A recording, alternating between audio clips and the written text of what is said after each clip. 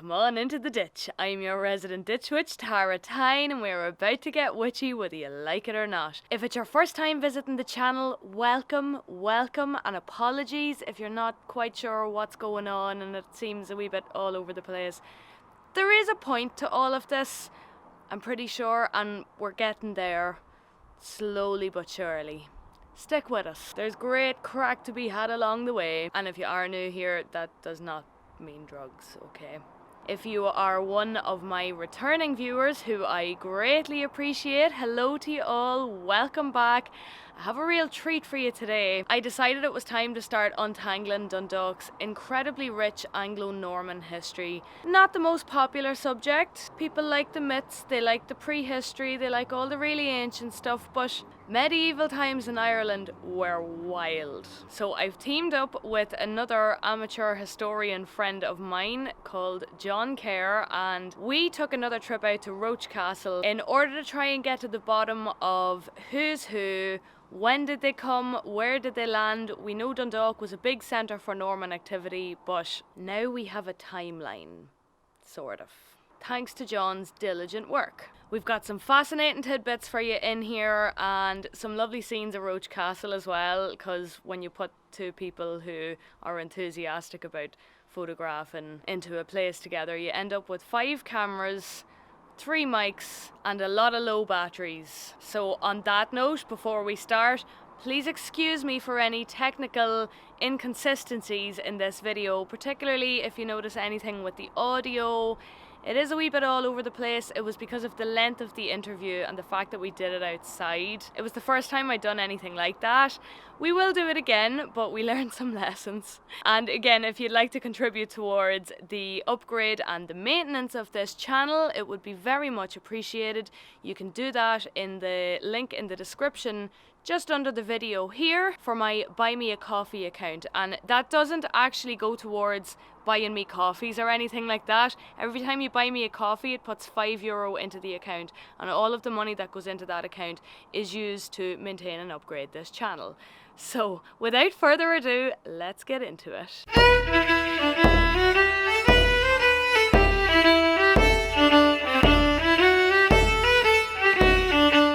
So today I am really lucky to be joined by a man who knows a lot more about the Viking and Norman history from around this area than I do, Kerr. It's a pleasure to have you here to chat with us. Hello Tara, it's a pleasure to meet you. So we've just been having a little chat around the timeline that John has put together for us, because I find one of the most difficult things about history, I don't know if it's in all of Ireland or just this area in particular, it's hard to dig your way back through it. It's quite confusing, you know, who was working with who and who was working against who, and you have spent a considerable amount of time digging into that. But tell us first a wee bit, how did you come to that? What were you doing before you decided Normans and Vikings was where it was at? I guess it started whenever I arrived at this castle 2 years ago, and I fell in love with the place. I was just in awe of the size and the build and the lack of history. Whenever I looked it up on the internet, there was very, very little information, and so I decided, well, what is the actual real story behind the castle? What is the whole story? So I've spent months looking through the annals, looking through whatever records and books and whatever anybody else had said, and tied 2 or 3 storylines together to make it fit and see what happened at a certain time, and whenever the Bruce invasion was here, and whenever the castle was built, and what happened to it in its later days, and what happened to it, or what went on before. How did it? Why was it built here? And what's the story with the whole area and the Normans coming to County Louth and Dundalk, and what they built and what they fought.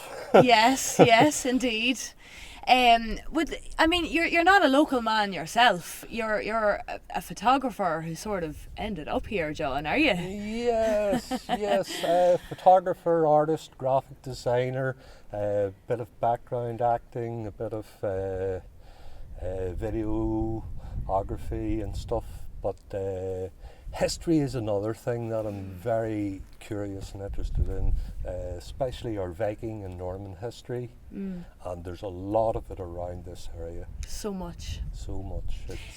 So you've tried your best to put it together into some kind of coherent order for us. Yes. I have to say, first of all, John, I have to commend you for your efforts on this. Thank you. I know myself it's no mean feat. And the first time we actually got talking was when I made my video about Roach Castle, where we're sitting here.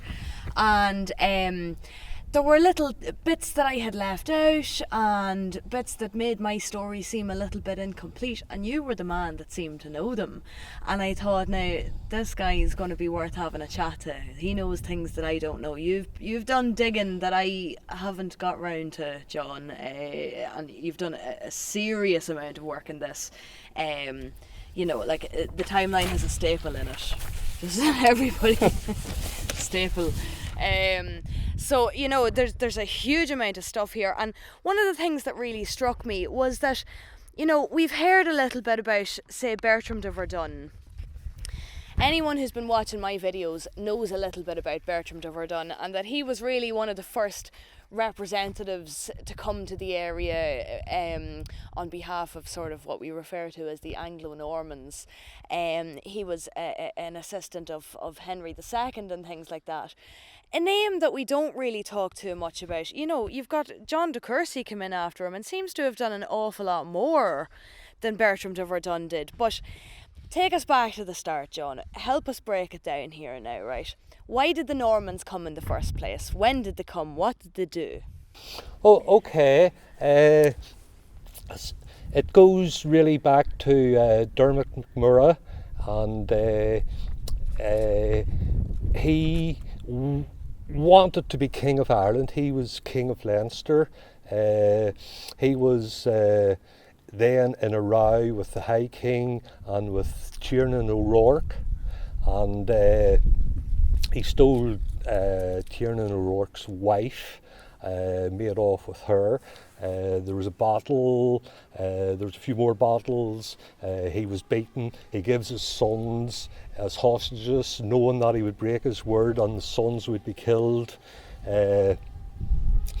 He then goes to Wales. He enlists Strongbow and his men, and then the Normans come over in 1169.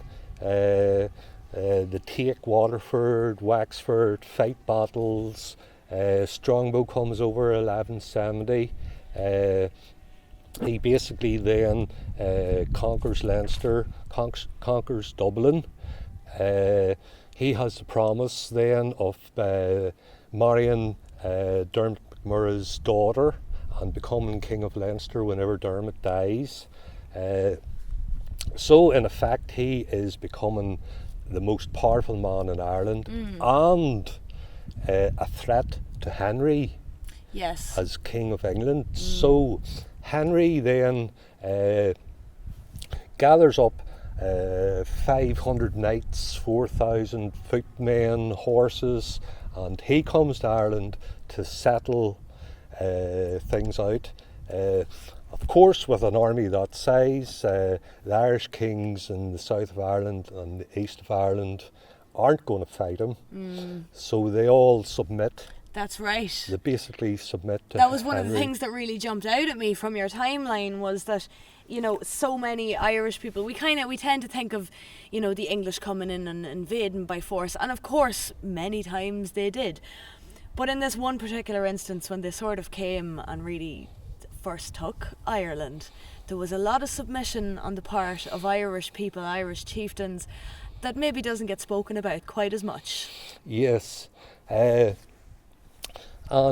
one of the main characters then was Murrough O'Carroll, who was the king of this area, Oriel, which is now Louth. Yes, the O'Carrolls were really one of the most important and powerful families in the area, the most probably. They were the most important family in the area. They basically submitted to Henry. However, in 1177 then, John de Courcy, and he had sort of said to Henry, oh, can I take Ulster? And Henry sort of didn't really give a straight answer, but said, well, if you manage to win it, then let me know and we'll talk about it then. We'll see what happens. You don't get to be King of England by giving people straight answers, sure you don't, Not John. with Henry II, no. He was a bit of a control freak, I believe, and he didn't really like giving straight answers or being held to his word or anything like that. So John de Courcy then, he was eager for lands, he was eager for his own destiny and power. He was a warrior, a Norman knight, and so he gathered together I think 20 or 30 knights and maybe 300 or 400 Flemish bowmen and Welsh bowmen and builders and stuff. And then they left Dublin, came up through Meath with safe passage. Now, John de Courcy must have had Irish information on his side to know where to go and where to attack. So he came up and he went around the Mourne Mountains and went to Downpatrick. Yes. And he sacked Erdana Abbey, and basically the army of Mac Dunleavy seen this fighting force and knew they couldn't win, and basically they weren't prepared, so they ran away. And you were saying there had been a trap for him in the Gap of the North, so that he came round the edge of those of you who know, say, the Cooley Peninsula and that whole area, rather than sort of crossing over the mountains and making yourself, you know, maybe vulnerable that way. He went up around the beaches, yes, right around the edge, and headed up that way. Headed that way, yes. And so he then would have captured the where Downpatrick Moat now is. That was the seat of the kingship of the Dalfiach, and he started then reinforcing the defences. And so a week later then Mac Dunleavy had gathered a large army together and attacked de Courcy, and basically de Courcy with men and knights and archers and crossbowmen destroyed that army. Yes. They were no match, the Irish were no match really for them at all. Then Mac Dunleavy went away again and got the support of the Tyrone men, the Clan Owen, and brought a huge army and bishops and holy relics, and once again they were defeated, and de Courcy took the bishop prisoner and took the holy relics and then give them back at a later time, and but that was Mac Dunleavy deposed and lost. Yes. Down. But interestingly enough, de Courcy then also built, along with the Verdun, Dundalk, and the part of the town, I believe, called Seatown. Yes.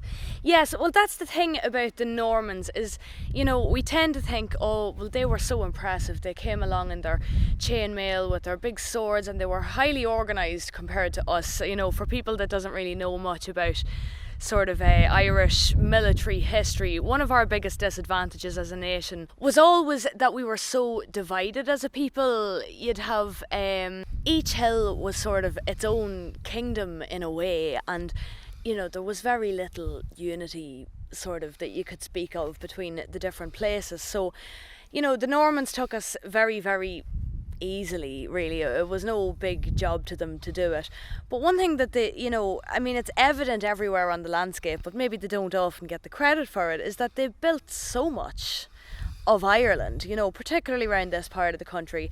And as you say, their sea town in Dundalk, which people watching my channel will be somewhat familiar with. It's where the sea used to come to before the Lord Limerick James Hamilton put his embankment up and drove it back. So you've got the sea town castle down there, built by John de Courcy, you say, and one of the de Verduns actually owned it at one point. One of their descendants is listed on the plaque. Bertram also built the sea town as well. He built a manor on the old Dundegan site, Dundalgan in the Cuchulain's Castle, yes, at the what's now Burns's Folly. Yes, he built a manor there around 1175, and basically he did it without problems at all. The O'Carrolls didn't put up opposition because they had submitted to Henry. Yes. And obviously, there was an alliance there, really trying to depose a high king that was viewed by many chieftains to not be in his rightful place, taking the kingship, So we sort of welcomed them in order to help us in our cause, doing what we were doing at that particular moment. I suppose nobody foresaw the 800 years that was going to come out of it, John. So we have Bertram de Verdun is kind of the first guy to come over. There's no real opposition to him at all. He builds up there at Castletown Mount. We stopped at Cuchulain's Castle just on the way up here now today for a look, and his great granddaughter Rohesia built this place, Roach Castle, where we're sitting. And, in between then you had John de Courcy, who was another big player in this whole scene that maybe doesn't get mentioned quite as much. And he was a very busy guy. He's all over this timeline, John. He is, yes. He also, there's a passage in one of the annals, and he also fought in the Louth area, and there's a passage about him then coming to the plain of Louth and stealing all the cattle. And heading back up north to Downpatrick, and there at Newry, Glenree, which I believe is probably Newry, in around there, and he was ambushed by Murrough O'Carroll, the King of Louth, and Cooley Mac Murrough, the King of Downpatrick, the Dalfia Kingdom. And basically his army were wiped out in the river, and he was lucky to escape, but made his way back to Dublin and recovered and got reinforcements, and came back up north to fight again another day. And one of the boys that he would have been dealing with as well, Hugh de Lacy, another Norman. Tell us how he comes into it now, John. Hugh de Lacy then, Strongbow had made himself the King of Leinster, and he was becoming too powerful for Henry. Henry came over with his huge army. Strongbow submitted. So Henry said, right, you can be King of Leinster, but Hugh de Lacy here is... he's in charge of Meath. he's your balance of power here. De Vernon up north, up in Dundalk here, he can have that area and he'll balance that power. So he was spreading the rule of the area, but he made Hugh de Lacy the justiciar of the king's man for a number of years. Hugh de Lacy then, he built Trim Castle, he built the castle in Drogheda, which was originally a moat, and he built 3 or 4 other castles, and basically he was the main man. He married an Irish woman, just as Strongbow had did, and the king had sent over his son, and his son didn't like de Lacy. He thought he was becoming too powerful, and he plotted against him. And some of the Irish kings didn't like de Lacy, and de Lacy was assassinated in his castle. I see that actually the year after Bertram de Verdun erected the manor house at Castlemount, I thought it was later after that that Hugh de Lacy died, but it was actually just the year after that, because it's in the history that Hugh de Lacy came to visit the site. Now, did he have maybe later descendants? He had 2 sons. Walter, he became Lord of Meath, and Hugh Jr. He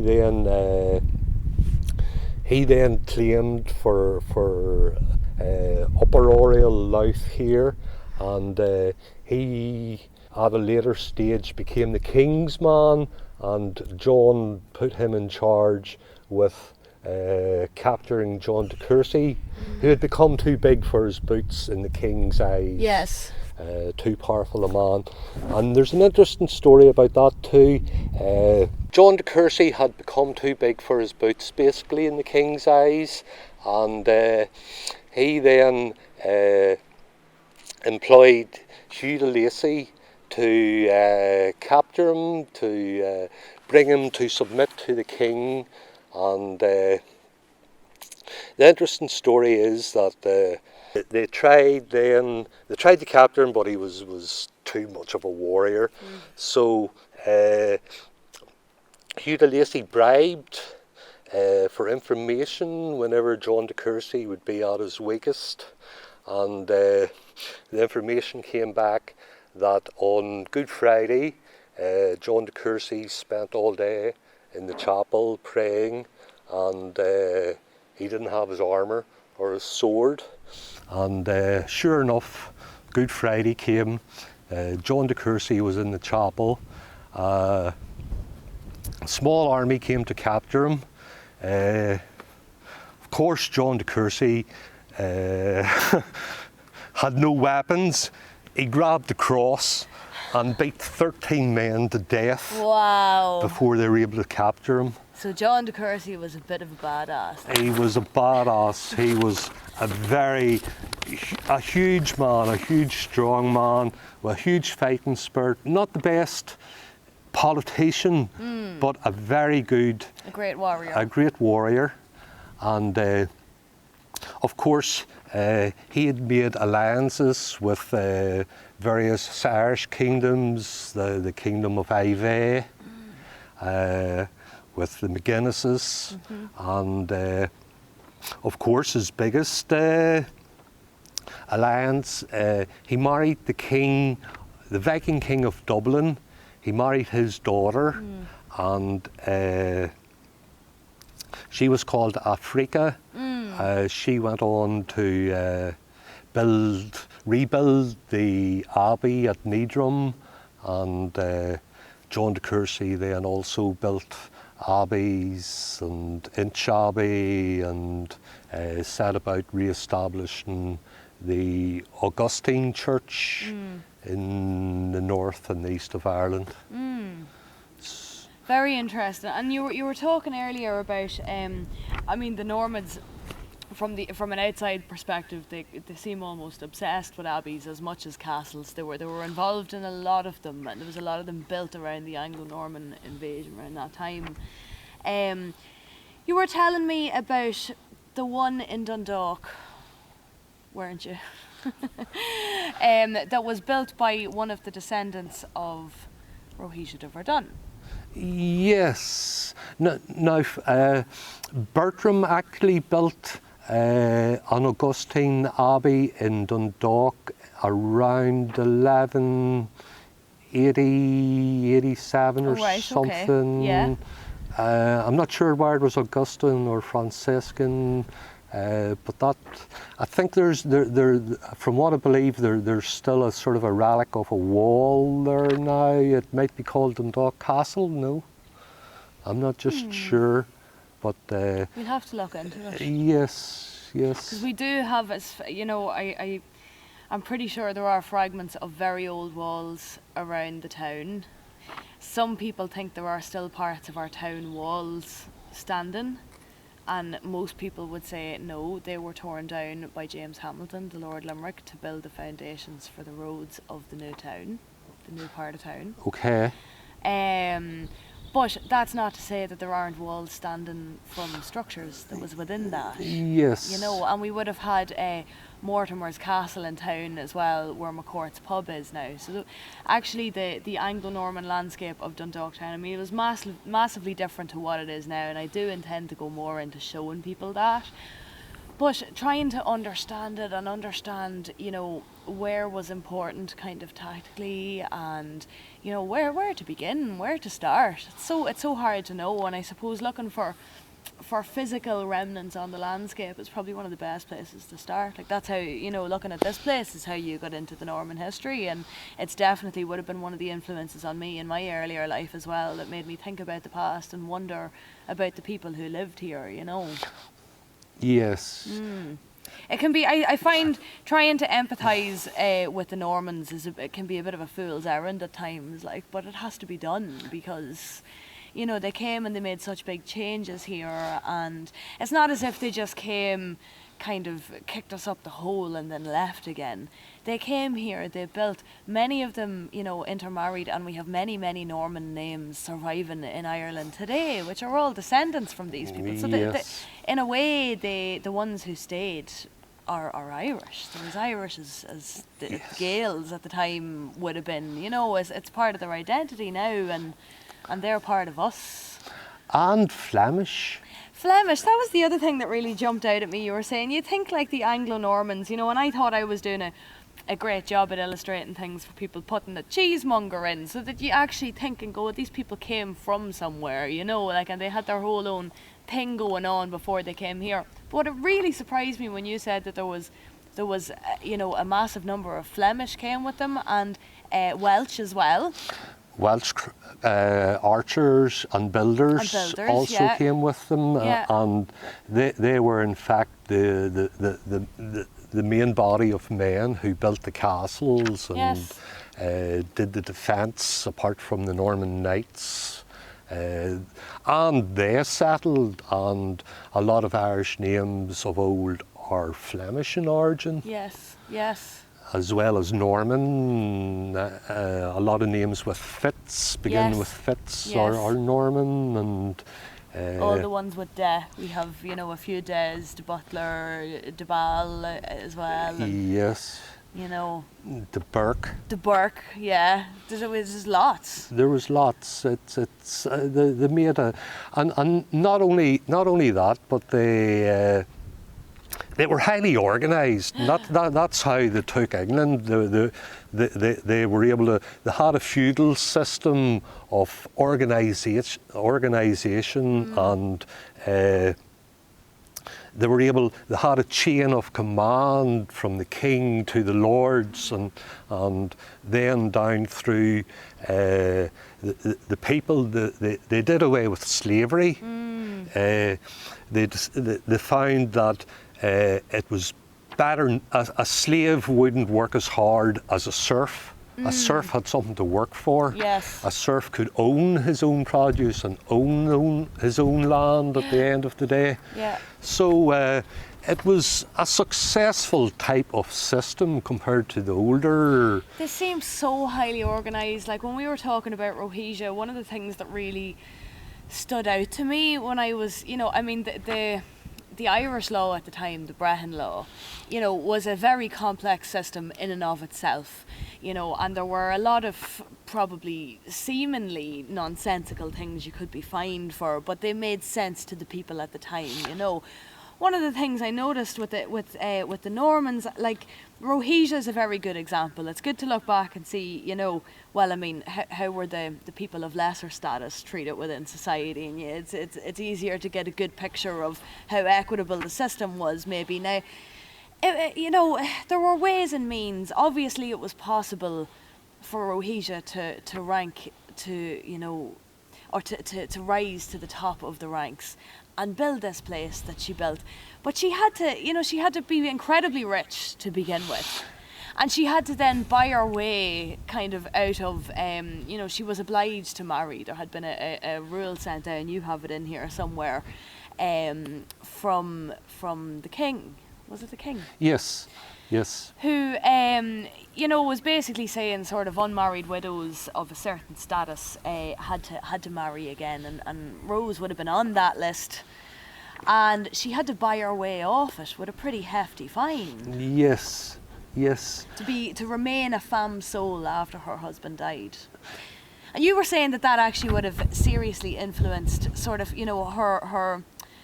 her political and social and familial motives would have actually been behind her going to England to become a nun. It's not as if she was particularly religious. Like, they were quite a religious people, the Anglo-Normans, and they're big into their churches and abbeys, but it's not as if she wanted to go. She just needed to go and dedicate her life to God particularly. No. Yes. It was actually a very, very shrewd move, and at the time her son wasn't of age. He was training to be a knight. The king had made one attempt to get her married off, and being married off then would mean that a husband then would be eligible for her lands, and his children would be eligible for it. Rose wanted it for her son John. Yes. So in order to fortify the position of being femme sole, she found out that if she became a nun, then legally the state, the king, couldn't touch any of her lands. Yes. So her son was still too young. He hadn't got issue of his own. Exactly. He hadn't got kids yet, so she was buying time. She moved to England and she established the Grasdew Priory, and that's where she died, a nun then sometime later. She died pretty young. She died in her 40s. We don't know. She died around 1247. Yes. And I guess she was born around 1204. Yes. And actually the priory was totally independent. They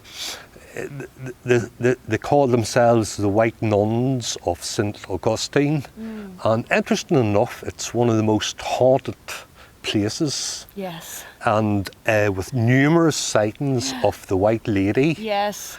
And if you don't know why she's haunting the place, I'll put the link up here now for my Roach Castle and the Ghost of Rohesia de Verdun video, as to my theory as to why she might be so busy haunted that place over there.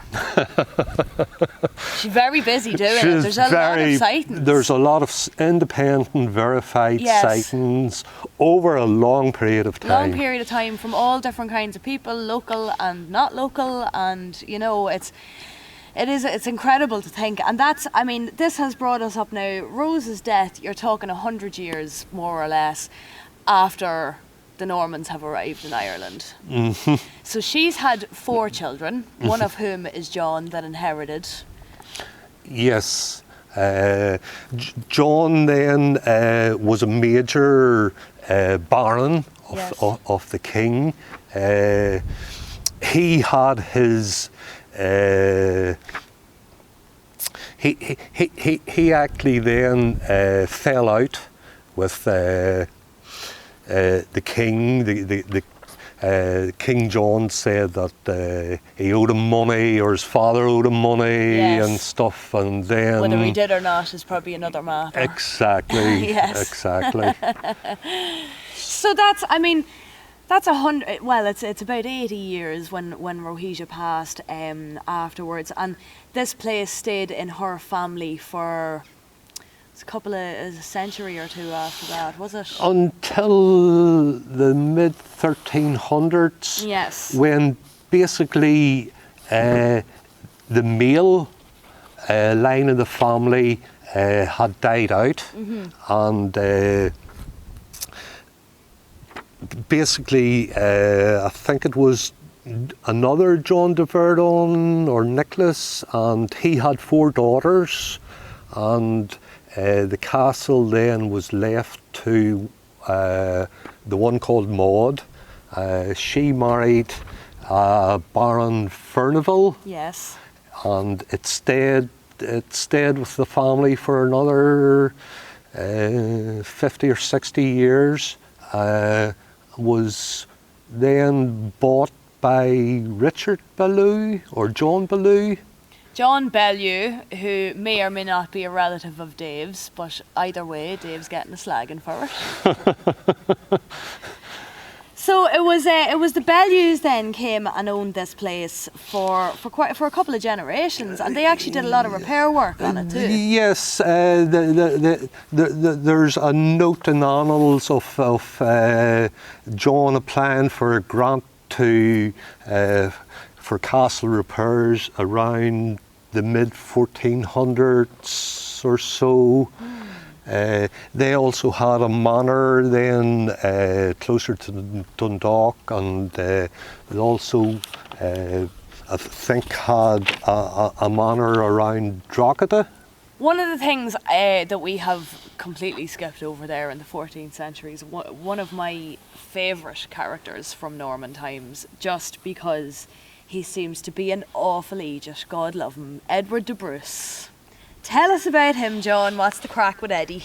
Okay, well, Edward de Bruce, the brother of Robert de Bruce.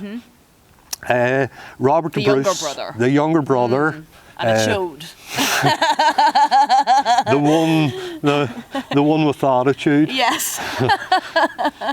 And the Bruces had won the major battle at Bannockburn. That sent Edward II packing, and the English were in disarray. And but the fight wasn't over. The war wasn't over. They decided then to set up a second front in Ireland to draw the English into battles here, to cut the supplies of food and stuff going to England to supply their armies. So it's a long time now we've been supplying England with food. 1316 then, Edward the Bruce landed just above Larne with 6,000 men, put to siege Carrickfergus Castle, made alliances, basically came south. It says now that he attacked this castle. I tend to doubt it. He wished he did, maybe. He wished he did. He didn't have any siege materials. He didn't have trebuchets or anything. If anything, I would guess that he maybe attacked the bailey out there and stole whatever he could. He then went into the dock and burnt the friary, and went to Athlone and burnt a church full of nuns and priests and throwing monks. his weight around. He threw his weight around. He had no manners at all, sure he didn't. He was a hellion. Yes, and not even a particularly talented one either. No. He had no real skill for... But interesting enough now, in the final battle of Fogart, the two de Verdun... for locals. Nicholas and Miles de Verdun are mentioned as being commanders under John de Birmingham and helping in the battle to defeat de Bruce and claim the glory from that. And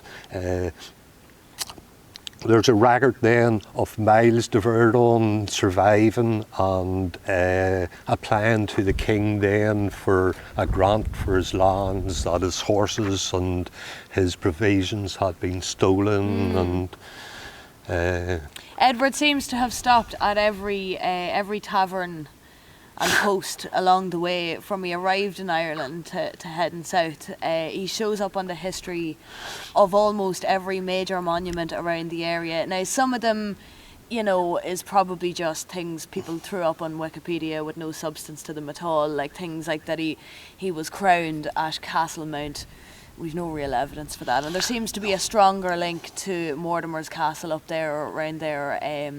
They know that they have quite close associations with Edward de Bruce. I think that the old pub, the old tavern that was there was the King's Head or something, or the King's Crown possibly, but basically alluding to, you know, that maybe would have been his spot. It's if he called out to Bertram de Verdun's place, it probably would have only been symbolic, or he might have stayed for maybe, you know, a night while he was moving around the place, or it wouldn't have been a major place to him at all. No. I mean, there's the records are very unclear and scant. I mean, there's even records of him or tales of him being crowned as king at Carrickfergus, and there's also tales of him being crowned at Downpatrick. We can't be sure what was true. We really don't. So hard to know. There's so very little concrete evidence of what details are true. The only thing we're really sure of is that he's buried in Fahart, because you can go and visit his grave. If he's even if he's in it. If he's it's maybe just a torso, because he was quartered and his head was sent to the king in England, and it wasn't a particularly honourable or heroic death for Edward. Now, you reckon that he did die in the Battle of Fahart? And maybe in one of the, or at some point. Yes, there's looking at the Fahart, where they believe the battle took place. The story I'm most likely to believe is that he split his army into three groups, rather than keeping them all together as a tight unit. He I think he was overconfident. Yes. I think he thought he was just fighting Irish farmers. Maybe they were, but they were certainly a lot better organised than what he believed. I think he sent his first crew down, and they got slaughtered, and he sent his second crew down, and they got slaughtered, and he sent his third crew down, and they got slaughtered. His Irish allies then said, "I don't think you're doing very well, Edward Bruce. I don't think we'll have any more to do with you here. Cheerio," and we topped him off. Yes. So one way or another. We discussed a funny story earlier, which I'll probably put up on the channel at some point. We're not sure if that's just propaganda or not, but it was probably Irish people that did away with him one way or another. There's another good story where Edward de Bruce was entertained by a juggler. That was the one. And the juggler assassinated him. Whether that's true or not, we can only but guess. It was certainly written quite a few years after the battle by a Scottish bard. So yes, but it does seem it's either propaganda or, you know, it's a poetic and fitting end for... I think it's a poetic fitting end for... He strikes me as a bit of a... For the Game of Thrones fans, we discussed this earlier, he's maybe a wee bit of a Joffrey. Maybe not quite as capable even as Joffrey. Joffrey, even though he was very cruel, he seems to have accomplished a lot. Whereas for all the places Edward de Bruce went, I mean, you couldn't say he accomplished a huge amount, really, could you? No. Other than getting himself killed, maybe. Well, at the same time, the timing was very bad. There was a huge famine in Ireland.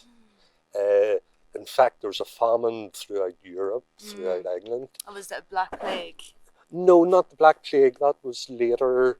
There was a huge famine in the 13, 16, 17, 18, earlier. Okay. Black Plague was around 1340s or so. But therefore he had to steal provisions from the natives. And the natives didn't like him. They didn't want him as a king. Better the devil than you, the Norman lords that they knew. And of course, the Bruce was half Norman as well. Yes. With a connection through his mother, who was Irish, if you like. So with that, he thought he had claim to kingship of Ireland. Yeah. It didn't turn out very well for him. Yeah, it didn't turn out too well at all. The next big thing really we're looking at, we've sort of moved, you're talking really 200 years of the Normans there, where they were one of the main playing forces, kind of, particularly in this area. The Normans then, after the Bruce invasion, the Normans, if you like, diminished in power and fitted into the land more and became less of a moving force. And it wasn't until Henry VII and then Henry VIII and then Elizabeth, Queen Elizabeth, and it was under Queen Elizabeth that a large force then met in or around the castle around the mid-1500s. This was where our stories joined up again then. In 1561, Roach Castle had played host to... My point was that it was obviously still intact enough to play host to all the English forces in Ireland at the time. And you had some very interesting points to say about that. You know, Cromwell is thought to have destroyed the place less than 100 years after that, but you had serious questions about, you know, how much there was here at the time, how much of it he actually destroyed. And well, in 1561, then what was going on was Shane O'Neill was or had claim for the title of the Great O'Neill, the King of the North, basically. And that was under Irish law, but under English law, his cousin had claim to the kingship. So that set him in rebellion, and he then had made inroads into Louth and come and raided cattle and raided corn and made a very big nuisance for himself.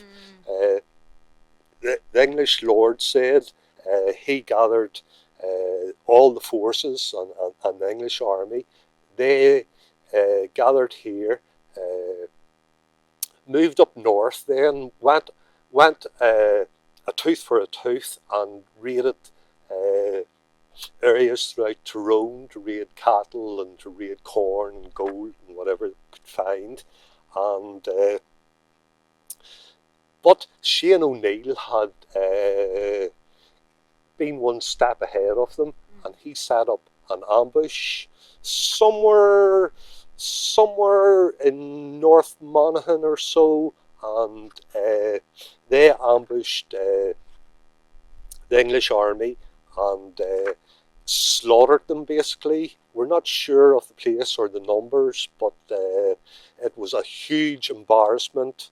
It became known as the Battle of the Red Sagums, the Red Coats, or the Red Cloaks, and it was a huge embarrassment for the English army at the time. And that's the story behind the English gathering in the castle around. Here, yes. This was kind of maybe a base for them. Yes. If anybody knows more about the geography of that battle, maybe in and around North Monaghan, leave it in the comments, please, because we'd like to know more about that. That could be the next visit, John. Oh! So, where are we then on the timeline? I mean, Cromwell then. Well, again, a very tumultuous time in Irish history. We have the Irish Rebellion in 1641. Yes. There's a note here of some part of the castle being attacked or destroyed. It said that the castle was finally destroyed by Cromwell's forces, and I think it was in 1641, which is what I had in my video, and you went, I'm not so sure about that. No, well, I suspect that the rebel forces might have burnt the hall of the Great, or the roof of the Great Hall. I'm not sure, but they wouldn't have been well armed. They wouldn't have been able to storm a castle. Yes. Like this. Yes. Probably fire was their greatest weapon. Yes. We don't really know. Yes. And you said as well that you think the holes on the front wall here were made by cannonballs. That's what I suspect now. I've looked at the history of Cromwell. Of course, everybody knows about Drogheda and stuff, and Athlone and other places, and coming up north. But there's just a simple footnote that he destroyed the castle. There's not much record of it, but whenever we look at the wall behind us and the parts that are destroyed, I suspect, I'm not sure now, I'm guessing that those parts were destroyed by cannonballs.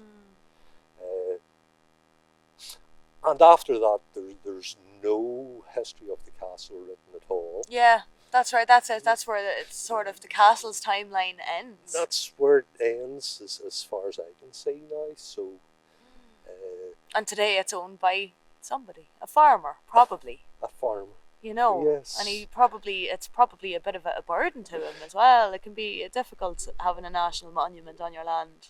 You're very restricted in what you can do, but you're also very responsible for what happens there. You're responsible, and you've got visitors walking over your land and leaving rubbish that we have gathered up earlier there. And yes, it's a big thing to sort of own a castle. Yeah, that's it. You know, and a castle that's as dangerous as this one too. Mm-hmm. There's about 15 different ways to fall out of it and kill yourself here, probably. Yeah, it's very, very dangerous. Yes, there's a window, famous window. There might be a wee window over there where some stuff might have happened. I mean, even that's interesting. Like trying to deduce. When I was a kid, I'd sit here and I tried to imagine where were the bedrooms, where did they sleep, you know, and because I knew, you know, 4-poster beds probably maybe with curtains on them, at least that's how I imagined it, and I thought, wow, what at the size of it, it would have been amazing. Where would the bed have been? What would your view have been when you woke up every morning, you know? We're trying to deduce where Rose's murder window, alleged murder window was, John, and as you know, when we were doing laps at the outside of the castle, we saw what's definitely a murder hole, and it looks like a murder window, but it doesn't look like it's attached to maybe a bridal suite. No. My guess would be the Great Hall was here, where with the nice big arch windows with there the big behind arch us. Windows. There's quite a view down from those now. It's very, very steep. As a child, it yes. never occurred to me that, you know, the actual murder hole was what the story was referring to. I always presumed, maybe it was just my imagination, was pleased to find this corridor still over here, the one that's actually featured in my video. You know, to me, that looks more like it's a corridor you can walk down with a very sudden finish to it. Mm-hmm. It just kind of vanishes from underneath you, and you've got... Not for the faint-hearted. What, 100-foot drop maybe on the far side, more maybe? Mm-hmm. You definitely weren't walking away from it. No. You'd be putting a jam jar after that, John. So, I mean, that's been absolutely fascinating. I think you've really helped to break down the local history from that time period for us. You know, I've been working on trying to dig up the ancient stuff for myself so that I can imagine who were the first people that came here. But certainly the Normans were some of the first who built structures that lasted around Dundalk. Yes. You know, like we do have our dolmen, and that's fine, the beautiful prolate dolmen. You know, and we have very ancient sort of mounds and ring forts and things like that. Although there were a few, I mean, Malafont Abbey was built by Murrough O'Carroll, and I mean, there were, and Erdana Abbey built, there was some good, strong religious structures. Yes. Built before the Normans came now. Yes, but I feel like in Dundalk in particular, like they're the first. Everything we look at, the oldest things we have, are kind of Norman influence. You know, most of the ruins we were going to see as kids, there wouldn't have been too many. Many of us was brought to Mellifont for a Sunday drive. We'd be brought here, you know, or we'd go to Carlingford and King John's Castle out there. King John's Castle, yes. Do you know, tell us quickly a wee bit about King John. Sorry about that, folks. A couple of our batteries died, so we had to stop and start again and put the coats on too, because it's getting a wee bit colder now. So we had just been talking about Cromwell and his sort of his so-called destruction of Roach Castle. We were talking, I don't know if we caught it in the shot or not, but we were talking about what you reckon is marks made by cannonballs. You can see the marks here in the front wall of the castle. The major holes up here, better seen from the front, I think would have been destroyed by cannonball, but we can't be sure. There's very little records of it. Yes. Absolutely nothing, just that the castle was destroyed by Cromwell's forces. And that's where the written history of the castle actually ends there. But I mean, for a place that's at this stage now, it's nearly 1,000 years old. It's such an impressive structure to still have so much of it standing. You know, it really is a marvel. The fact that it's built on a rocky outcrop as well is a thing that always baffled me about Norman castles, is how did they do it? Well, it was a major feat to build a castle. It would have taken hundreds and hundreds of men.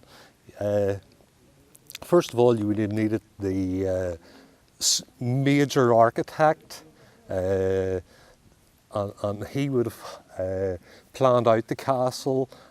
He would have organised the stonemasons, and it would have taken a lot of wood to build the scaffolding. It would have taken a lot of quarrymen to start and dig the stone and then cut the stone level. Then it needed a crane, a medieval crane. Tell us about that. A medieval crane was, if you like a big hamster wheel, which was maybe 8 or 10 feet in diameter, and it would have had a couple of men standing, and they walked, which made the wheel turn, which made a smaller wheel turn, and it had a rope then going up to a hoist, and that hoisted up each large stone, and it would have been put into place. As when it was in place then, they made plaster. They would have had to quarry the lime. They would have needed a large furnace. Yes, the lime kiln then. The lime kiln, and it was mixed with cement. The master mason then would have said, right, we need cement for the stone.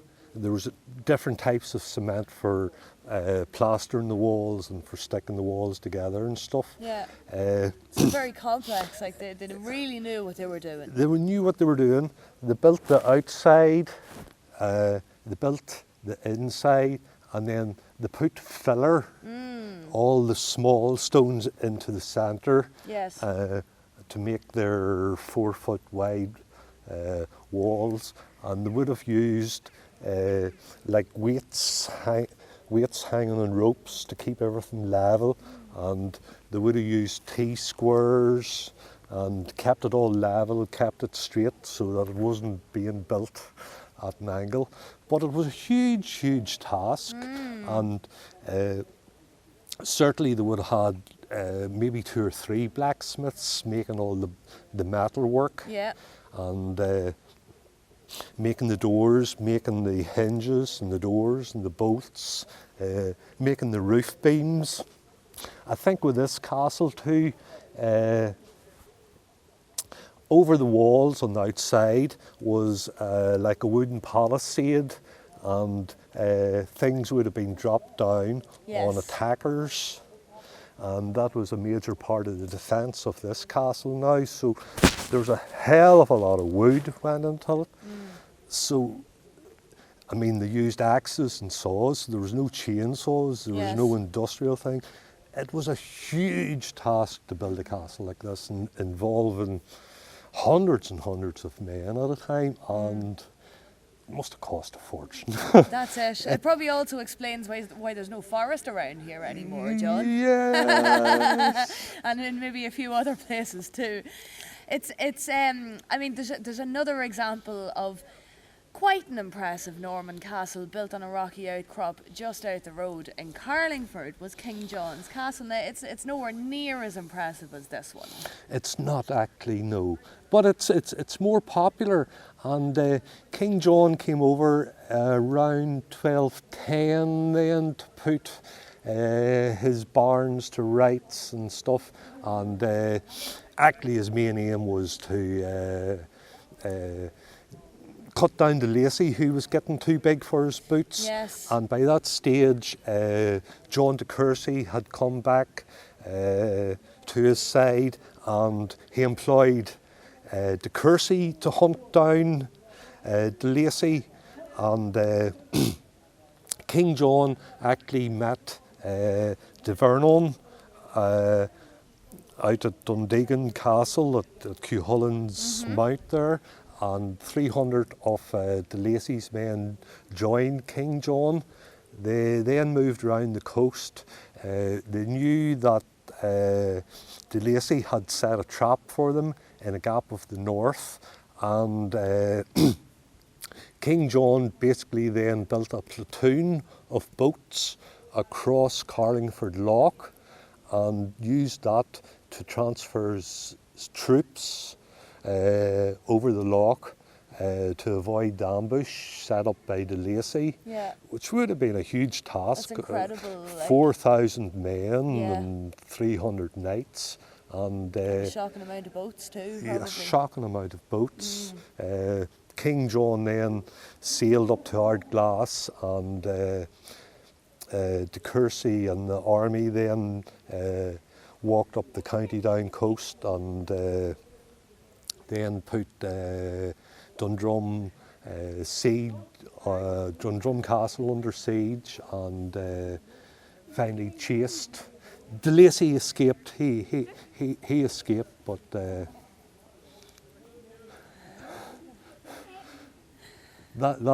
that's the story of King John's Castle and of King John's Castle, and for all the attention it gets, King John himself was really only there for a couple of days, wasn't he? He spent longer in Carrickfergus Castle, actually. He was only in Carlingford a wet weekend, really.